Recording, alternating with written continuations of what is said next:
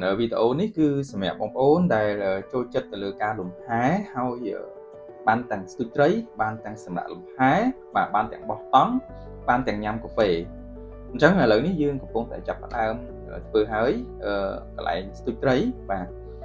នៅគម្រោងរបស់យើងគឺមានកូនកោះមួយនៅចំកណ្ដាលគម្រោងអញ្ចឹងយើងជុំវិញហ្នឹងបងប្អូនអាចធ្វើការស្ទូចត្រីបានបច្ចុប្បន្ននេះគឺមានអ្នកទៅស្ទូចត្រីហើយជាអ្នកជនរបស់យើងដែលទិញហ្នឹងបាទ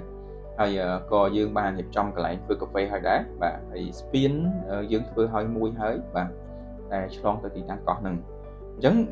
សារនេះក៏ជូនទៅបងប្អូនដែរដែលទី1ស្រឡាញ់ការលំហែក្បែរជើងភ្នំហើយមានទឹកទី2ចូលចិត្តទៅលើការនេសាទស្ទូចត្រីជាដើម